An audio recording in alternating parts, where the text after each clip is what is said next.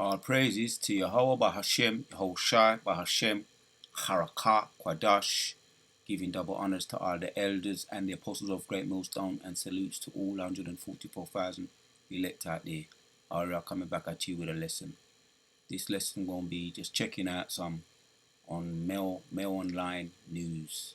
CERN to test world most powerful particle collider during April's solar eclipse to search for invisible matter that secretly powers our universe. What kind of matter am I talking about?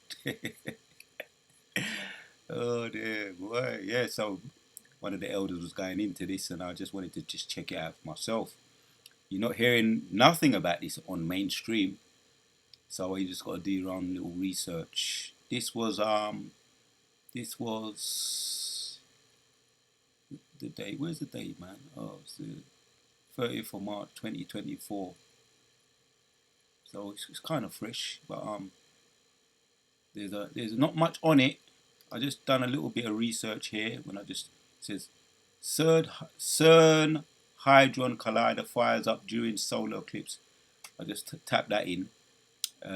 Lambacking off one of the elders' videos.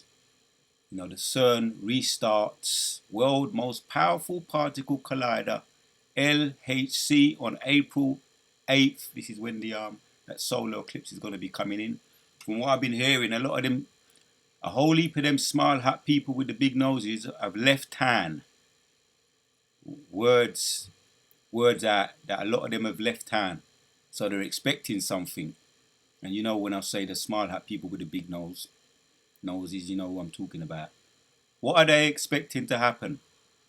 Yeah, LHC aims to unlock secrets of dark matter during total solar eclipse. Machine recreates Big Bang conditions by smashing protons at near light speed.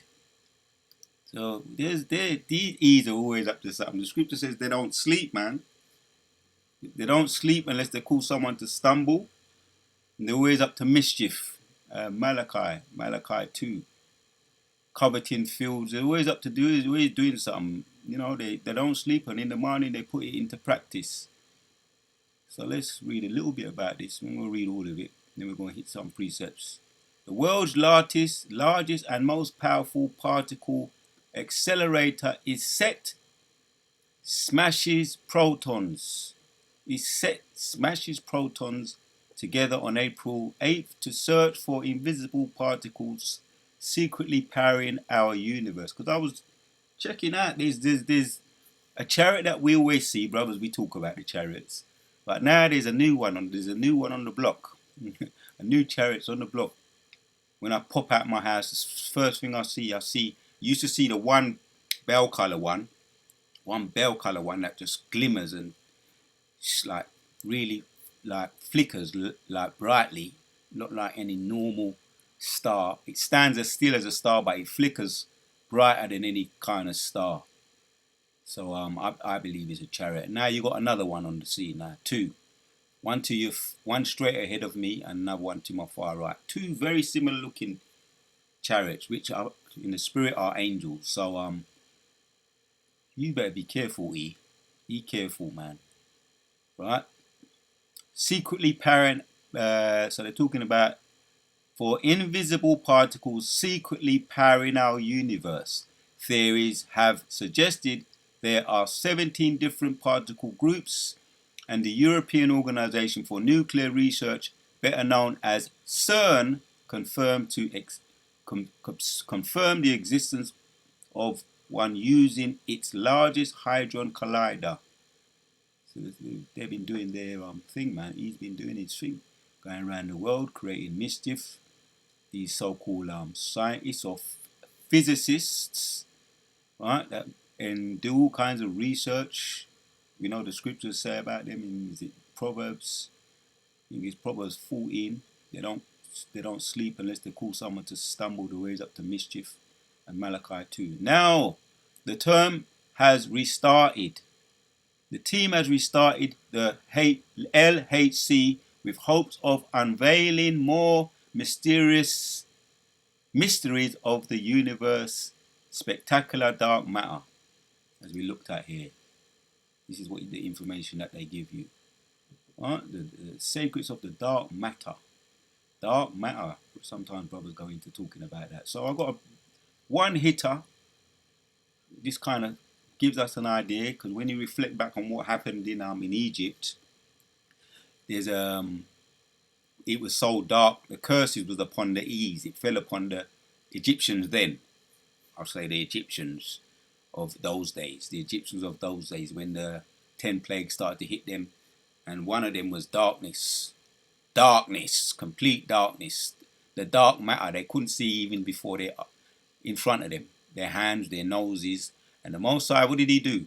Isaiah 66:4 says, I will also choose their delusions, and I will bring their fears upon them, because when I called, none did answer. When I spoke, they did not hear, but they did evil before mine eyes, and chose that in which I delighted not.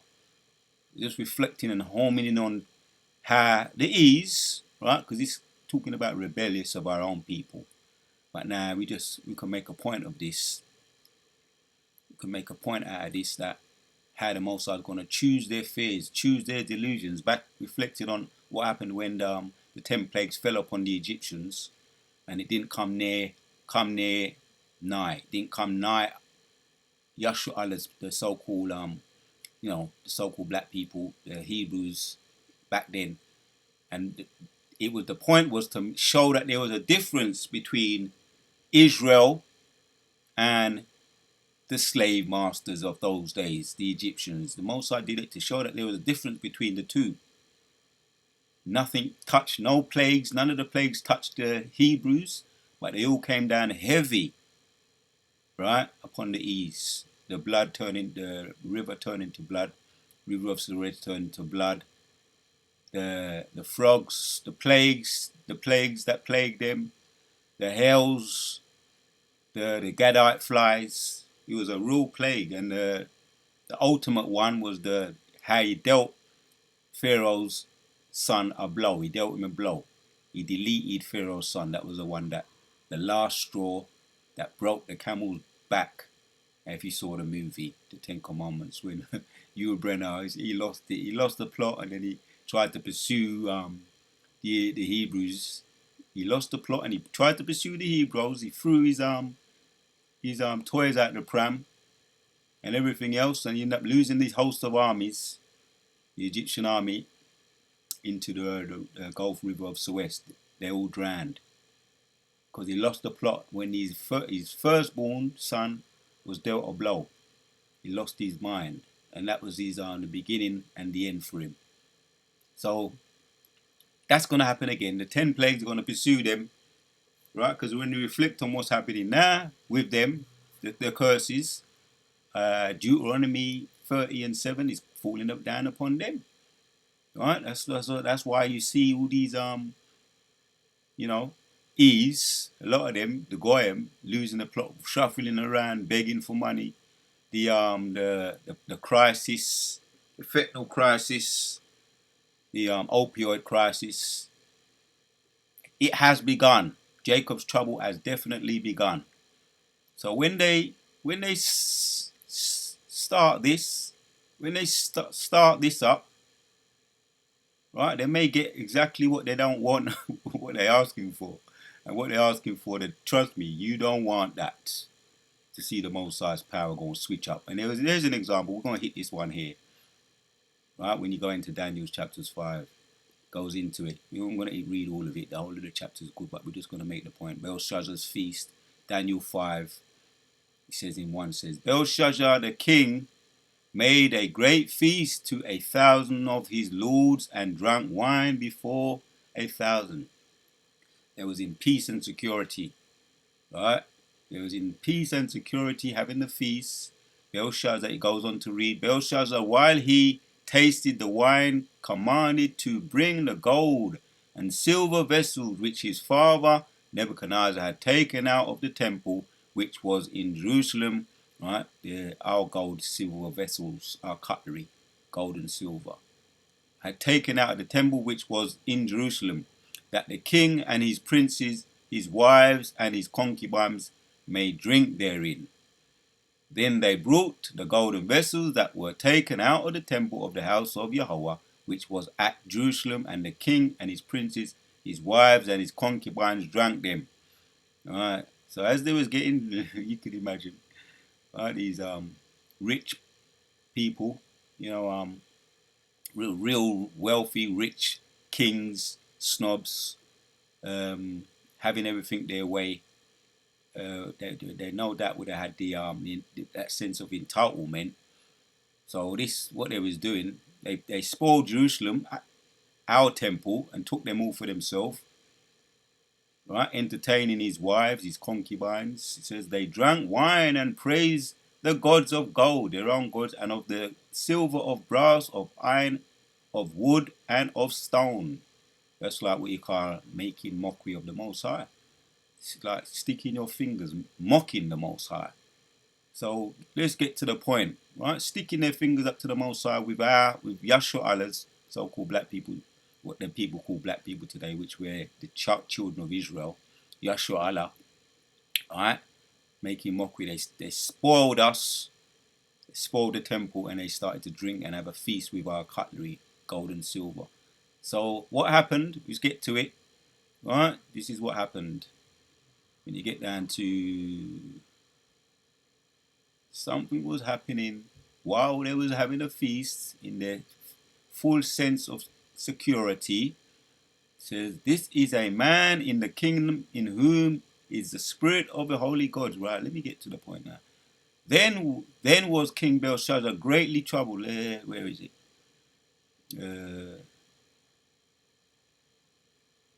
We read that. So in the same hour came forth, Daniel 5:5, came forth the fingers of a man's hand and wrote over against the candlesticks in that very same hour.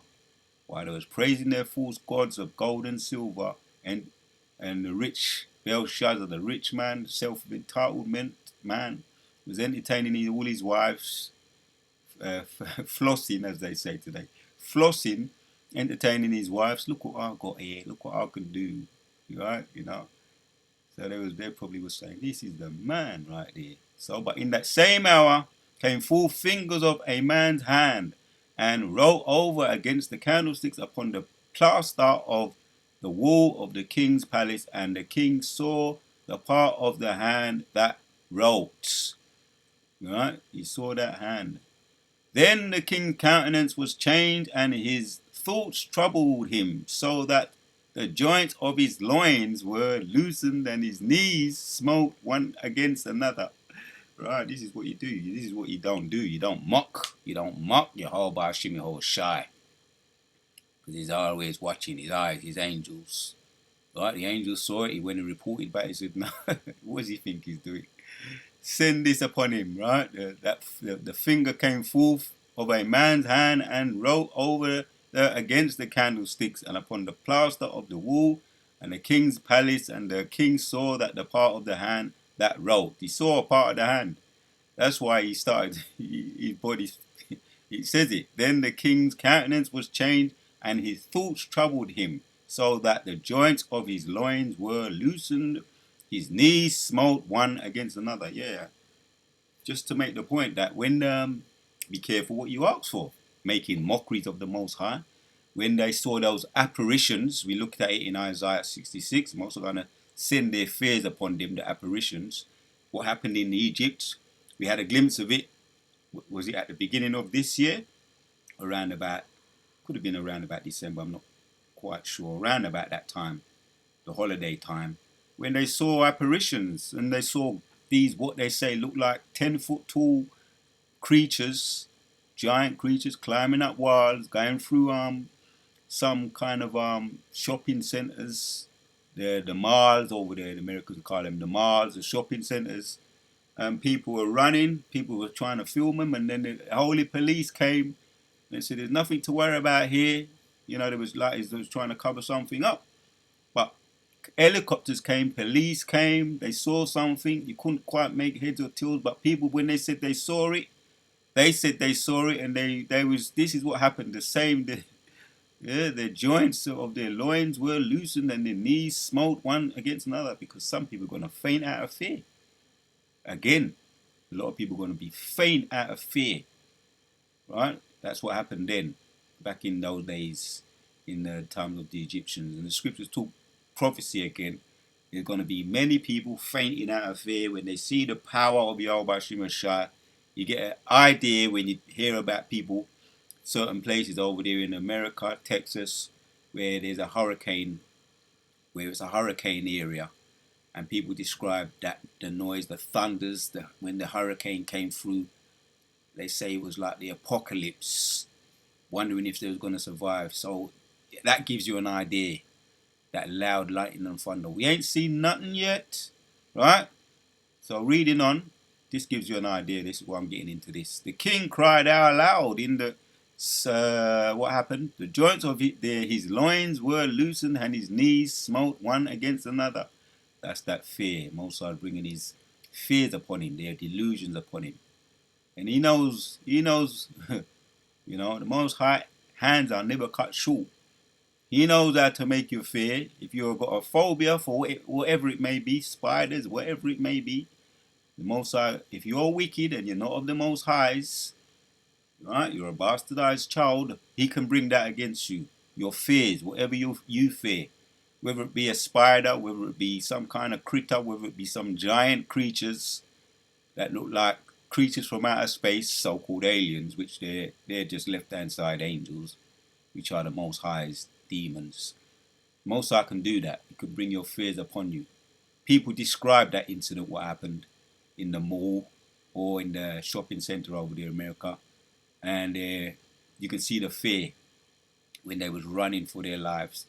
And they, if it was just a mirage or some kind of fake, why would so many police come and helicopters come? Reading on, the king cried aloud to bring in the astrologers, the Chaldeans, and the soothsayers. And the king spoke and said to the wise men of Babylon, whosoever shall read this writing and show me the interpretation thereof shall be clothed with scarlet and have a chain of gold about his neck, and shall be the third ruler in the kingdom. Right? We saw when you go into the Daniel, you see what happened with Daniel. He was given power and authority as what they call it, a governor today. They call it, he was given a position of a governor, and his comrades, his brethren them,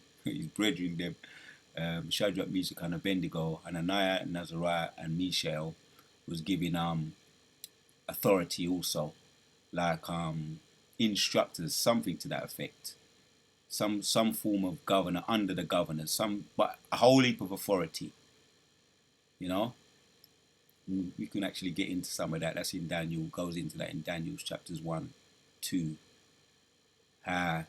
Daniel was given a position as a ruler under the king, a governor today, and he brought his comrades in, right, as with positions as well also. Then, so reading on, then came in all the king's wise men, but they could not read the writing, nor make known to the king the interpretation thereof. Then was King Belshazzar greatly troubled. That's the most disappointing thing, when you got that sense of entitlement and you can't get what you want. A king of all of Babylon. Right, so then was the king Belshazzar greatly troubled, and his countenance was changed in him, and his lords were astonished. His loins, his what? Oh, his lords were astonished. Sounds like astonished, confused. Now the queen, by reason of the words of the king and his lords, came unto the banquet house, and the queen spoke and said, O king, live forever. Let not thy thoughts trouble thee, nor let thy countenance be changed. There is a man. Right, everything leads back to the Most High Jehovah Shai. Right, meaning the whole of the book of Daniel goes into prophecy, interpretation of dreams, and Daniel was the man. When you really, Daniel was the man of the Most High. Let me say it like that, right? Because he always gave credit of the interpretation of his dreams. He said there exists a God in the heavens that a revealer of secrets. He directed it all to the Most High. Reading on. There is a man in the kingdom in whom is the spirit of the holy gods, and in the days of thy father light and understanding and wisdom like the wisdom of the gods, who found in him whom the king Nebuchadnezzar, thy father the king, say, thy father made master of the magicians, astrologers, Chaldeans, and soothsayers, for as much as an excellent spirit and knowledge and understanding, interpreting of dreams, and showing hard sentences, and dissolving of doubts, were found in the same Daniel whom the king named Belshazzar. Right. Now let Daniel be called, and he shall show the king's interpretation. Daniel's interpretation, writing on the wall. So let's get to it. We've got the idea now. Here's the interpretation. We've got the idea. And now, so jumping down to 22. And now his son Belshazzar has not humbled himself. As a matter of fact, let's get to the build-up a bit. Let's get to the build-up because I like it. I like this. 18. O thy king, the most high God, gave Nebuchadnezzar the father a kingdom and majesty and glory and honor. Because he's breaking it down. As a matter of fact, man, I can't, we get up a little bit more. 17. Then Daniel answered and said, before the king, let thy gift to be thyself and give thy rewards to another, yet I will read the writing unto the king and make known him the interpretation. O thy king, the most high God, give Nebuchadnezzar thy father a kingdom. Right? Gave Nebuchadnezzar thy father a kingdom and majesty and glory and honor. And for the majesty that he gave him, all people, nations, and languages trembled. Right? Daniel's going in now. Daniel's getting in, breaking it down to him, giving him the lowdown. Right? How ungrateful Nebuchadnezzar is. He's letting him know. And for the majesty that he gave him, all peoples, nations, and languages trembled and feared before him. Whom he slew, and whom he kept alive, and whom he set up, and whom he put down. Right? Letting you know the power of the Most High. But when his heart was lifted up, he's letting him know that it's the Most High that put up Nebuchadnezzar. Right? As it breaks it down. In his family tree. Right? He says that he's his father according to the beginning of the verse. So, but when his heart was lifted up and his mind hardened in pride, he was disposed from his kingly throne, and they took his glory from him. Right? When he's breaking it down. And he was driven from the sons of men, and his heart was made like the beast. Right? That's in verse 4 of Daniel. The beast, and his dwelling was with the wild asses. They fed him with grass like oxen, and his body was wet with the dew of heaven, till he knew that the Most High God ruled in the kingdom of men, and that he appointed over it whomsoever he will. O thou his son Belshazzar, hast not humbled thine heart, though thou knowest all this. That's the point. That's the kicker. He gave him the lowdown. You saw all of that, what your father did? Made him, the Most High put him in that position, gave him rulership, but then he humbled him, turning him into a beast. But you saw that, and if you didn't see it, it was given to you via the history. If you didn't see it, it's been definitely, you did. You should be calm down. You would have no doubt you would have known about it. Let me just say that. You would have known about it. Alright? O thou his son Belshazzar, hast not humbled thine heart, though thou knowest all this. See, it said it there. But hast lifted up thyself against the Lord of heaven, and they have brought the vessels of his house before the throne, before thee, and thou, Lord, thy wives and thy concubines have drunk. Right? They was having a ball in a royal party house. They was having a ball, no doubt, with our cutlery, our gold and our silver. Again, mocking the Most High God, drinking wine in them, and thou hast praised the gods of silver and gold, and of brass, iron, wood, and stone, which see not, nor hear, nor know, and the God in whose hand thy breath is, and whose are all thy ways, hast thou not glorified. Right? Giving him the lowdown right there. This is messing up his mind, no doubt. This is hurting him. Young man Daniel is hurting him up with some truth. Right? Because the truth hurts. Yeah? Reading on. 24 or 5. Then was the part of the hand sent from him, and this writing was written. And this is the writing that was written. Memi teki. Oh, I'm going to butcher it. Memi tekel afisin. That's the best I can do. This is the, so he broke it down. Right? This is the interpretation of the thin. Men Nemi, God hath numbered thy kingdom and finished it. Right, thou art weighed in the balance and art found wanting. Thy kingdom is divided against to the Medes and Persians. There's a lowdown, there's a breakdown. Then commanded Belshazzar, and they clothed Daniel with scarlet and put a chain of gold about his neck and made a proclamation concerning him that he should be third ruler in the kingdom. All right, there you go, man. And so the Chaldeans, what happened to them? At that night was Belshazzar, the king of the Chaldeans, slain. All right, so the Most High dealt with him. All right, that's it. That's the lowdown. Their days are numbered, and that happened. That happened already when they was toying around as the little children of the earth do.